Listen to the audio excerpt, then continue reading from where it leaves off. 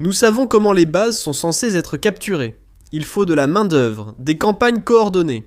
Traditionnellement, les bases ne tombent pas à moins que l'attaquant ne engage des troupes au sol. L'Ukraine vient de renverser la tradition. Grâce à une tactique à la fois brutale et brillante, l'Ukraine a pris le contrôle d'une base russe clé. Ce n'est pas seulement intelligent, c'est révolutionnaire. Cette méthode sera étudiée pendant un siècle. Aucune armée n'a jamais pris le contrôle d'une base sans envoyer un seul soldat. L'Ukraine vient de le faire. Cette base, c'est l'aéroport de Donetsk, que la Russie a contrôlé pendant une grande partie de la guerre en Ukraine. Cet aéroport est essentiel pour la Russie. Les sbires de Poutine l'ont longtemps utilisé comme base logistique pour acheminer troupes et matériel vers l'offensive visant à paralyser Donetsk. L'aéroport sert aussi de base pour les drones. Les drones russes y sont stockés et lancés, rendant cette base essentielle pour maintenir la pression et bombarder les villes ukrainiennes dans la campagne de terreur de Poutine. Le criminel de guerre vient de tomber de haut. L'aéroport de Donetsk est maintenant sous contrôle de tirs ukrainiens. Selon le premier centre ukrainien indépendant des systèmes sans pilote, l'Ukraine vient de mener la première opération de ce type dans l'histoire moderne.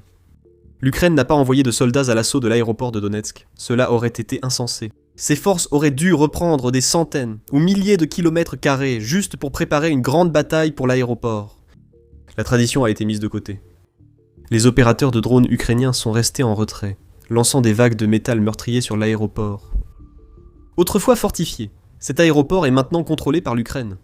Les soldats ne sont pas au sol, mais les drones dans le ciel empêchent la Russie d'utiliser l'aéroport de Donetsk contre l'Ukraine. C'est un bouleversement pour l'Ukraine, qui modifie tout ce que nous savons sur Donetsk et les plans de guerre de Poutine.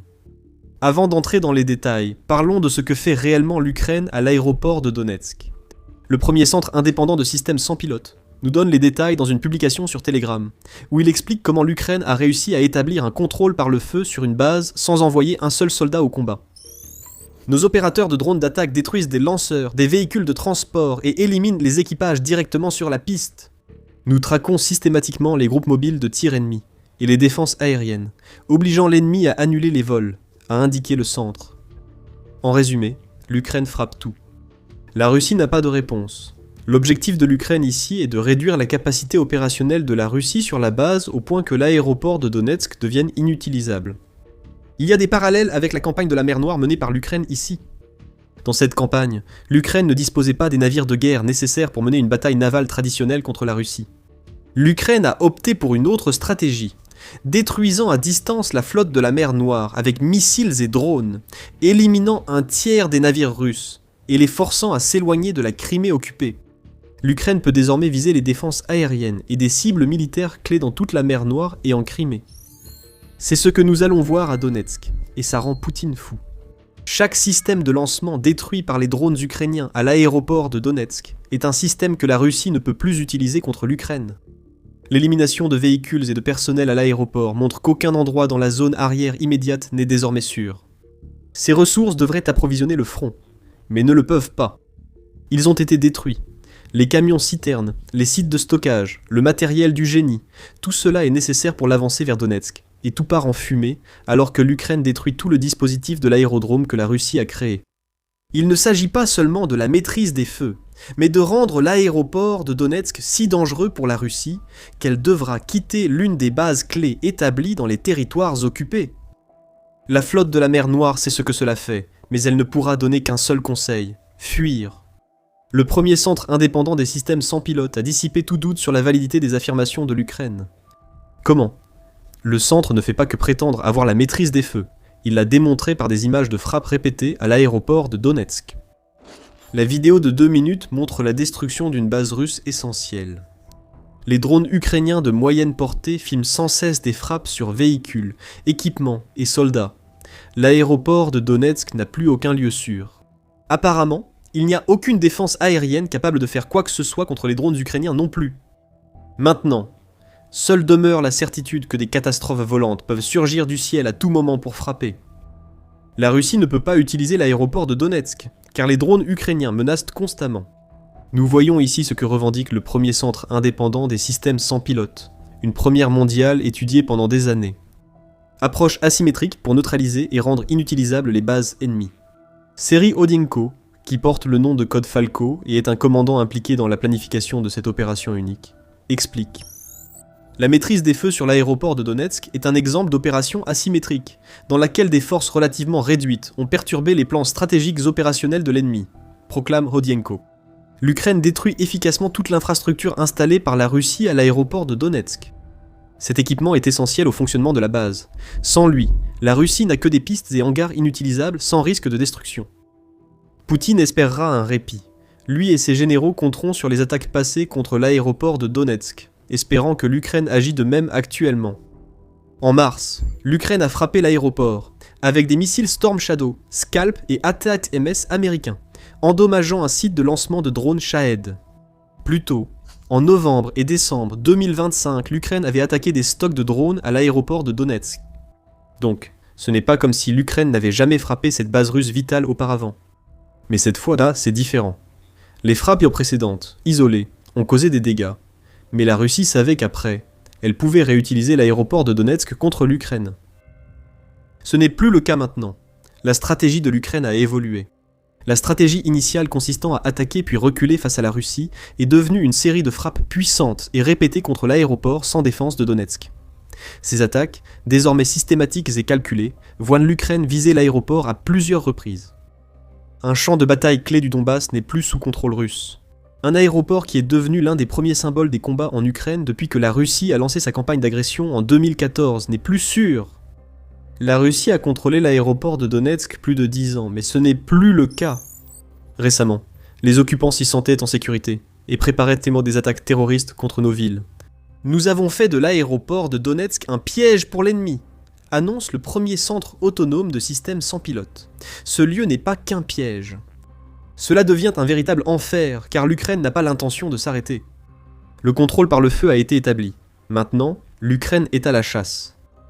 Mais avant de vous dire ce qui va se passer ensuite, et pourquoi le fait que l'Ukraine réalise encore une fois une première mondiale change complètement la donne dans cette guerre, voici un petit rappel. Vous regardez The Military Show. Si vous trouvez cette chaîne instructive, assurez-vous d'appuyer sur le bouton s'abonner pour ne rien manquer de ce que nous allons vous présenter ensuite. La déclaration du premier centre indépendant des systèmes sans pilote s'est conclue par une menace glaçante. Il est impossible de vous cacher et de vous défendre. L'Ukraine démontre déjà que cette déclaration n'est pas un simple bluff. Le contrôle par le feu étant établi, les drones ukrainiens traquent tout ce qui est russe à l'aéroport. Les groupes de tir censés protéger l'aéroport de Donetsk doivent maintenant faire face aux drones ukrainiens. Les unités mobiles de défense aérienne russes ont échoué à stopper les attaques, permettant à l'Ukraine d'établir un contrôle par le feu. Désormais détruite, elle laisse passer plus de drones ukrainiens, transformant l'aéroport en enfer pour la Russie. Les vols sont annulés, et l'activité à l'aéroport de Donetsk est réduite à cause de la menace persistante des drones ukrainiens. C'est brillant et brutal de la part de l'Ukraine.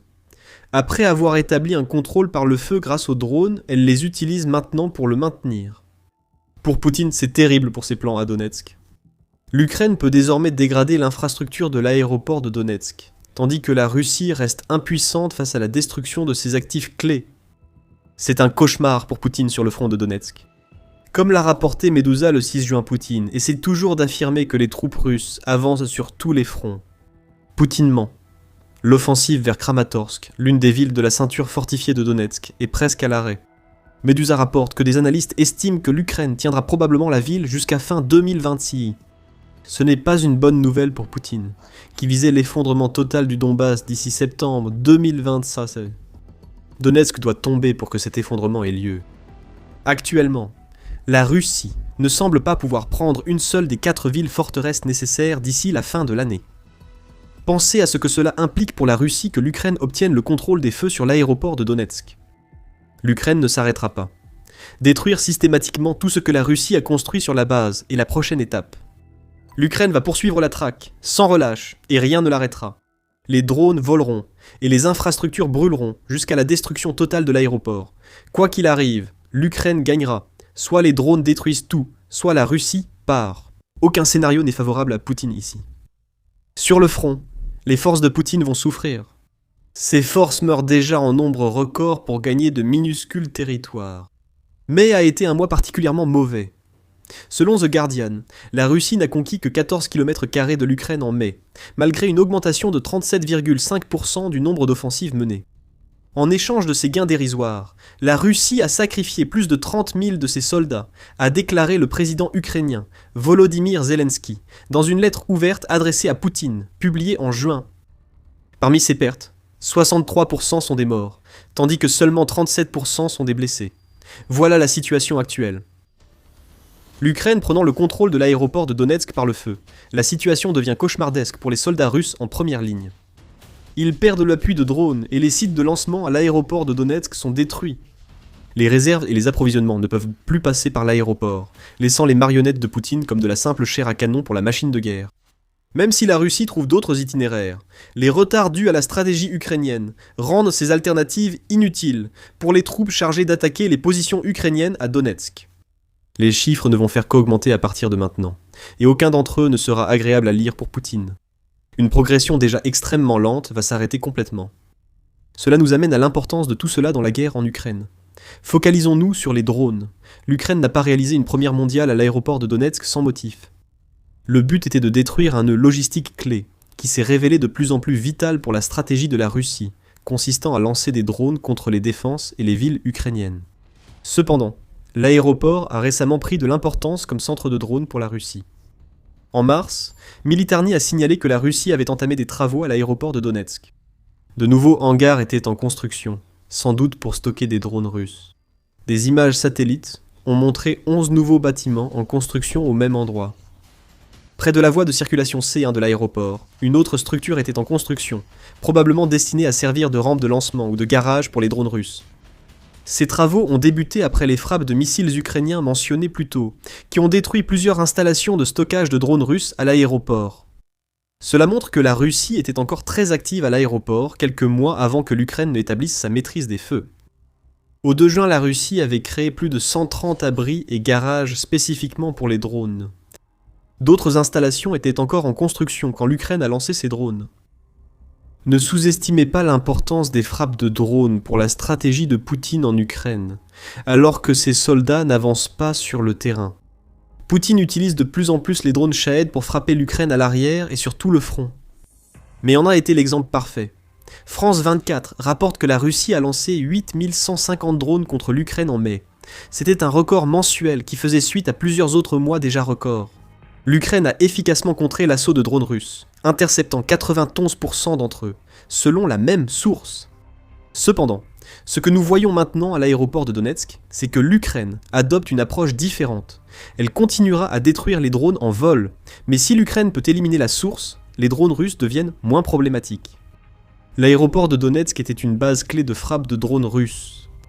Il est désormais inutile, car la maîtrise des feux de l'Ukraine forcera les Russes à reculer si loin qu'ils ne pourront plus lancer ou ne lanceront que peu de drones, faute de bases solides. Dans tous les cas, c'est une victoire pour l'Ukraine. En élargissant la perspective, on voit aussi que la campagne de l'Ukraine contre l'épine dorsale logistique de la Russie est montée d'un cran. La campagne a déjà causé de gros problèmes à Poutine ces dernières semaines. Le 30 mai, la BBC a indiqué que l'armée ukrainienne utilisait des drones dotés d'IA pour frapper des véhicules de ravitaillement russes circulant entre la Russie et la Crimée occupée. La BBC a vérifié 14 frappes, mais il y en a eu bien plus que cela. L'Ukraine a transformé le corridor terrestre RR280, reliant la Russie à la Crimée en une véritable autoroute vers l'enfer dans les zones occupées. Un blocus logistique, selon l'Ukraine, est en cours et affecte la Russie sur tout le front. L'aéroport de Donetsk illustre aussi cette stratégie de blocus. Maintenant que l'Ukraine dispose de drones de moyenne portée et qu'elle a confiance dans la solidité de ses fortifications et de ses zones de destruction sur le front, elle peut se concentrer sur des frappes dans les arrières russes. Rappelez-vous que la Russie est la force d'invasion ici. Elle a besoin que son réseau logistique fonctionne aussi efficacement que possible pour maintenir la pression sur l'Ukraine. Quand l'aéroport de Donetsk passe sous le contrôle des feux ukrainiens, on voit la Russie perdre le contrôle du front. C'est déjà évident dans le rythme d'avancée très lent que nous avons mentionné. Mais rien ne se passe comme prévu pour Poutine. L'Ukraine réalise des exploits avec ses drones qui seront étudiés pendant des années, et elle le fait en Crimée, dans le Donetsk, et même à l'intérieur de la Russie, comme nous l'avons vu à la veille du Forum économique international de Saint-Pétersbourg. lorsque l'Ukraine a envoyé des drones frapper des terminaux pétroliers et des installations dans la ville natale de Poutine, pour rappeler que la guerre est bel et bien menée jusqu'en Russie. Cela pose à Poutine un problème plus grave que la perte de l'aéroport de Donetsk. Le dirigeant russe commence à manquer d'options, ce qui signifie qu'il perd de son influence. La prise de contrôle des feux sur l'aéroport de Donetsk par l'Ukraine deviendra un facteur majeur de l'impasse affectant l'armée russe sur le terrain. Avec ses troupes décimées, il ne reste à Poutine que des drones et des missiles. C'est pourquoi un nombre record de drones a été lancé contre l'Ukraine en mai. Même interceptée à plus de 90%, la Russie doit lancer autant de drones pour espérer causer des dégâts à l'Ukraine. Les forces de Poutine utilisent aussi plus de missiles balistiques ces derniers mois pour la même raison. Mais ce n'est pas durable. La Russie manque déjà de missiles de défense aérienne, peinant à en produire assez sous les sanctions occidentales et les frappes de drones ukrainiens à longue portée. Renforcer l'utilisation des missiles balistiques à longue portée peut aider la Russie à court terme, mais cela épuise des stocks difficiles à remplacer pour Poutine. Une fois ces stocks réduits, nous reprendrons un rythme de lancement plus faible, pendant que l'Ukraine continuera de paralyser l'arrière russe. En fin de compte, cela signifie que Poutine n'a aucun levier. Il ne peut pas se vanter de gains en Ukraine, parce qu'il n'y en a pas.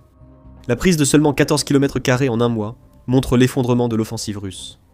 L'Ukraine intensifiera ses frappes à l'arrière. Le fait que l'Ukraine tienne l'aéroport de Donetsk sous son feu porte un coup à la Russie, mais l'Ukraine compte frapper plus fort à Donetsk et poursuivre en Crimée. Poutine veut faire croire à la faiblesse de l'Ukraine. Les preuves sont visibles. L'Ukraine a encore beaucoup de combativité et se renforce dans des domaines clés de la guerre. Ne vous y trompez pas.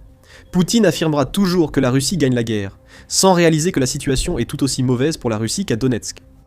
Dans un rapport du 5 juin, l'Institut pour l'étude de la guerre indique que Poutine refuse les discussions de paix, pensant que la Russie gagne sur le terrain.